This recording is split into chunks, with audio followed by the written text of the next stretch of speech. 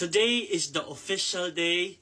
Kung ayaw nyong makulong ng 6 months to 3 years or kung ayaw nyong magbayad ng 100,000 yen to 500,000 yen, keep this in mind. So today guys is November 1 and it's official already about sa pag-implement, sa patakaran, sa paggamit ng jitensya.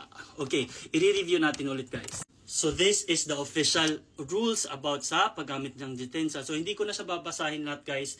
Magsasummarize lang po tayo. So first is dito sa part na to, yung part ng nagagamit ng cellphone habang nagjijitensya po tayo. Again po, about this one, pwede kang makulong up to 6 months or magbayad up to 100,000 yen. Or worst case po, depende sa case po natin, kung it cause danger to up to 1 year nakulong or up to 300,000 yen pesos na babayaran. So, mas mabuti talaga guys kung mag-jitensya tayo, huwag na natin hawakan yung phone natin, ilagay natin sa bag natin or sa pocket po natin.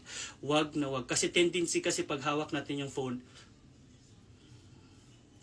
matintal ta sigtan sa phone. So, mas mabuting huwag na nating hawakan yung phone. At saka kung nag-headset po kayo, I think mas mabuti, huwag na muna habang nagbabike po tayo for the safety na rin para hindi po tayo makulong at hindi po tayo magbayad. Sa paggamit ng pag may stand naman siya sa sa lagayan ng phone, okay naman yun, pero dapat hindi ka nakafocus doon Basta wag niyong hawakan yung phone po ninyo. Now next is yung iinom habang gumagamit ng bike, or example, nakainom ka tapos pag uwi mo nagamit ka ng bike up to 3 years or magbabayad ka up to 500,000 yens.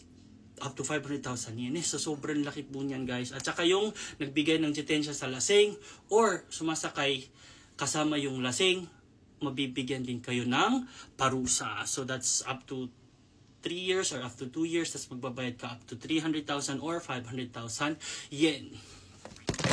So mahirap mamuhay dito sa Japan. Sobrang hirap pag walang trabaho, walang sahod. So how much more kung may trabaho nga tayo pero nangyari sa atin yun. So, mapupunta lang yun sa bayarin yung magiging sahod po natin. So, kaya guys, be careful and make sure wag nyo nang hawakan yung phone ninyo pag nagdidetensya po kayo. Wag po kayong uminom. Pag iinom po kayo papunta sa labas at saka nakabike kayo, make sure na wag na kayong magbike, mag-taxi, mag-bus po kayo or mag-train.